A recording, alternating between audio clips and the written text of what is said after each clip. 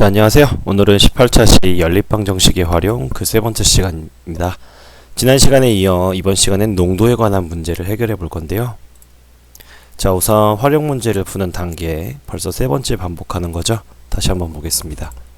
자, 우선 문제를 분석하라고 했고요. 두 번째는 미지수를 정하라고 했고, 마지막에 식을 세우고 풀면 된다라고 했습니다. 그래서 가장 중요한 건 이 세 가지 단계가 가장 중요하다고 얘기를 할 수 있겠습니다. 자, 오늘은 농도에 관한 문제를 해결해 보겠습니다. 우선 농도에 관한 지식을 한번 탐구를 해봐야겠죠. 자, 우선 농도라는 걸 알기 전에 대부분 소금물이 많이 나오니까 소금물을 가지고 얘기를 할게요. 자, 소금물은 무엇과 무엇으로 이루어져 있나요? 너무 쉽죠? 네. 소금물은 소금과 물로 이루어져 있어요. 그렇죠? 물에다가 소금을 타면 소금물이 되는 거죠. 자, 그러면 소금물의 농도란 어떻게 구하는 건가요? 자, 일단 그림을 한번 그려볼게요. 이 그림이 되게 중요하거든요. 잠시만요. 자, 여러분을 위해 흰색 펜. 이렇게 뭐 비커 또는 뭐 통이 있어요. 자, 여기다가 우리가 먼저 물을 넣겠죠. 물을 넣을 거예요. 자, 이제 물을 넣고 여기에다가 소금을 넣을 거란 말이죠. 그럼 우리가 이걸 보고 뭐라 그래요, 이제? 소금물이라고 얘기를 하죠. 그래서 물 플러스 소금을 우리가 보통 소금물이라고 얘기를 하는데, 그럼 소금물의 농도는 어떻게 구하냐? 소금물의 농도란 소금물의 양 분의 소금의 양 곱하기 100이에요. 즉, 예를 들어 보면 이 오른쪽 그림을 다시 볼게요. 제가 그림을 괜히 그린 게 아니에요. 예를 들어 물이 90g을 넣었어요. 90g의 물에다가 소금을 10g을 넣었어요. 그러면 소금물의 양은 어떻게 돼요? 소금물의 양은 질량은 변하지 않죠. 그러니까 100g이 될 거예요. 자, 그러면 100g짜리 우리가 뭘 만든 거예요, 지금? 소금, 물을 만든 거죠. 소금물을 100g짜리 만들었는데 얘 농도를 한번 계산을 해보면 어떻게 되는 거예요, 지금? 소금물의 양은 100이 될 거고요. 그러니까 100분의 소금의 양은 10g 밖에 안 되네요. 10 곱하기 100이니까 얘는 몇 퍼센트 소금물이 된 거예요? 10% 소금물이 된 거죠.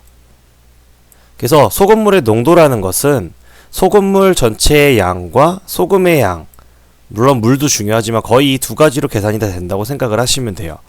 그래서 소금물, 소금, 그 다음에 농도, 이 셋은 밀접한 관계가 있다라고 보시면 되겠습니다. 자, 세 번째는, 자, 이거 굉장히 중요해요. 얘도 자꾸 중요하다고 해서 너무 미안한데 너무 중요한 내용들밖에 없어요. 소금물 Ag이 있고요. 소금물 Bg이 있어요. 그러면 얘도 한번 그림을 그려볼게요. 소금물 Ag이 있고요. 여기다가 소금물 Bg이 있어요. 그러면 섞었어요. 그러면 당연히 소금물은 A 플러스 Bg이 나오게 되겠죠.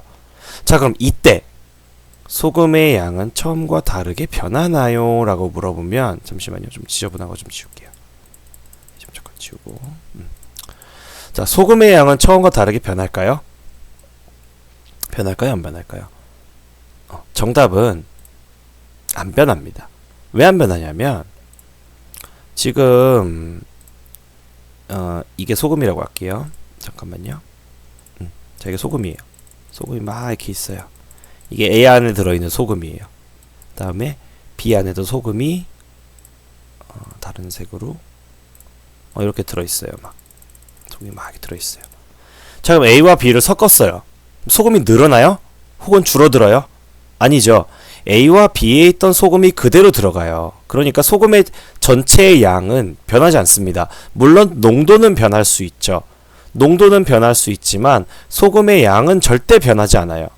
처음에 더해준 이 두 개가 그대로 세 번째 A 플러스 B 안에도 다 들어있단 말이에요. 그래서 이 소금의 양이 변하지 않는다는 것도 문제에 많이 쓰이기 때문에 꼭 알아두시기 바랍니다. 자, 그럼 이제 본격적으로 문제를 풀어볼게요. 농도에 관한 문제 해결하기 92페이지가 죄송합니다. 91페이지예요. 수정 좀 할게요. 91페이지입니다. 자, 91페이지 예제를 보겠습니다. 5%의 소금물 10과 10%의 소금물을 섞어서 농도가 8%인 소금물 500g을 만들려고 한다. 5%의 소금물과 10%의 소금물을 각각 몇 g씩 섞어야 하는지 구해라. 자, 여기까지 저는 읽으면서 이해를 다 했어요. 하지만 여러분들은 이해가 안 되는 분이 있을 겁니다. 머릿속에 그림을 그리세요. 영상을 계속 보지 말고 머릿속에 어떤 상황이구나 라는 걸 그림을 그린 다음에 강의를 계속 보시기 바랍니다. 자, 그래서 넘어가면 문제를 먼저 분석할게요. 자, 이 문제를 풀 때 우리가 구해야 하는 걸 항상 찾으라고 했었죠. 구해야 하는 걸 찾아봅시다. 구해야 하는 거 마지막에 항상 나와 있다 그랬죠. 5%의 소금물, 10%의 소금물을 각각 몇 g씩 섞어야 하는지 구하래요. 그러면 이 5% 소금물의 양이 아마 x가 될 거고요. 이 10% 소금물의 양이 각 yg이 되겠죠. 그래서 몇 g씩 섞어야 하는지 구하래요. 그래서 구해야 하는 건 5% 소금물의 양과 10% 소금물의 양이 될 겁니다. 자, 그럼 이제 주어지는 정보를 볼 건데요. 이 주어지는 정보를 볼 때 제가 지난 시간부터 강조를 했지만 가장 중요한 건 총량 또는 뭐 총거리, 최종 거리, 최종 걸린 시간, 그러니까 합친 거 있죠. 전부 합친 것들, 합친 것의 결과물이 대부분 가장 중요한 정보의 역할을 하게 됩니다. 자, 그래서 이 문제의 경우에는 섞었더니 최종적으로 농도가 어떻게 돼요? 8%고요. 최종적으로 소금물의 양이 500g이래요. 즉 소금물의 총량은 500g이 돼야 되는 거고요. 소금물의 최종 농도는 8%가 돼야 한다는 겁니다. 그래서 주어진 가장 중요한 정보 두 가지를 파악을 했고요. 자, 그러면 이 문제를 풀 때는 어떤 지식이 필요할까요? 너무 당연하지만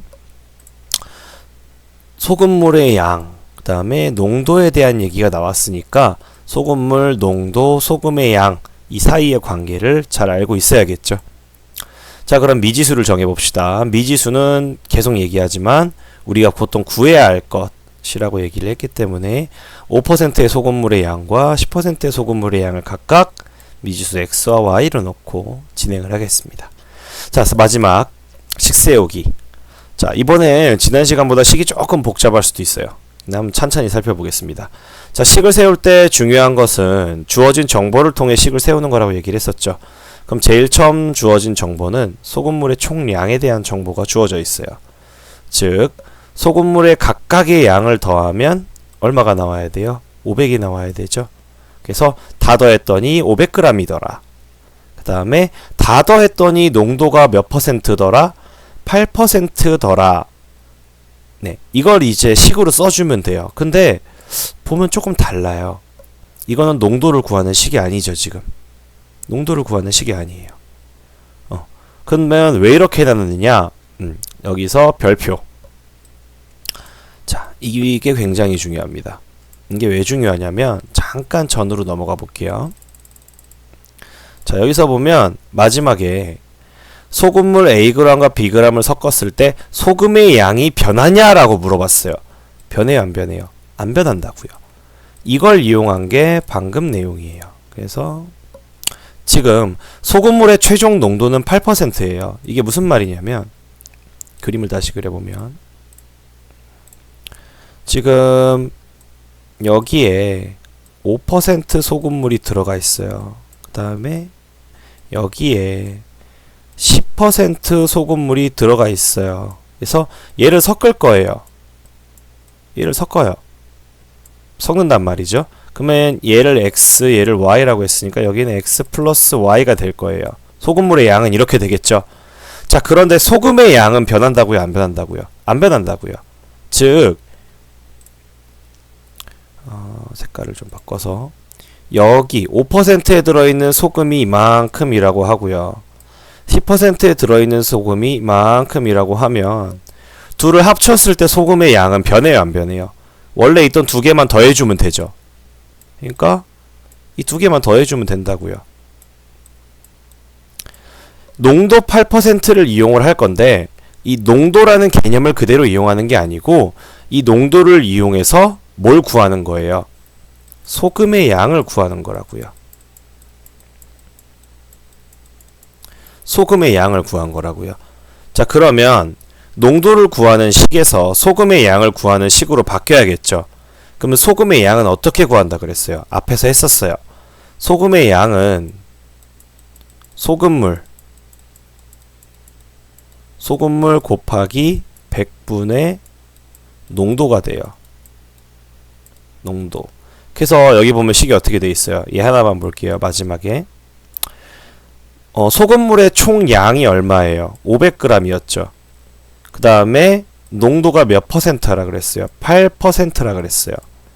500g에 8%라고 했어요. 그러니까 얼마가 들어있는 거예요? 소금은 500g 곱하기 100분의 8만큼 소금이 들어있는 거예요. 그런데 우리가 이 섞은 소금물은 결국 원래 있던 소금물을 섞은 거기 때문에 각각의 소금의 양을 더해 준 거랑 양이 바뀌어요? 안 바뀌어요? 안 바뀐다고요. 그걸 이용해서 세운 게 바로 3번식이에요. 이해가 잘 안 될 수도 있어요. 지금 처음 듣기 때문에. 그리고 자세하게 설명을 했기 때문에 오히려 더 이해가 안 될 수 있어요. 복잡한 것처럼 보이거든요.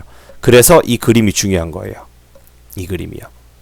교과서에도 이 그림이 있어요. 그래서 교과서에도 이 그림이 있기 때문에 꼭 교과서를 다시 한번 보시기 바랍니다. 자, 그러면 식 세우기는 여기까지 끝났어요. 그래서 식을 어떻게 세운 거냐면 너무 지저분하네요. 잠깐만요. 지워져라. 네, 좀 지웠죠. 자, 그래서 이 식은 어떻게 나온 거냐면 첫 번째 식은 뭘 이용한 거예요? 소금물의 총량이 500g이다 라는 걸 이용한 거고요. 두 번째는 최종적인 농도를 이용한 건데 정확하게는 농도가 아니라 소금의 양을 이용해서 문제를 푸는 거죠.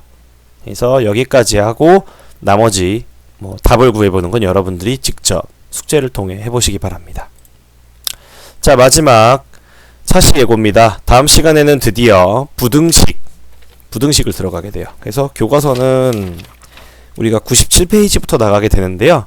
아마 그 전에 중단한 평가를 한번 보게 될 것 같습니다. 연립방정식에 대한. 자, 그래서 동영상 시청 확인 숙제는 지난 시간에도 했지만 예제를 풀어오세요. 91페이지에 예제 3번이 있는데 그림을 꼭 그리시고요. 그 다음에 두 번째 문제는 제가 냈어요. 제가 낸 문제입니다. 얘도 그림을 꼭 그려서 풀어오세요. 문제는 안 쓰셔도 좋아요.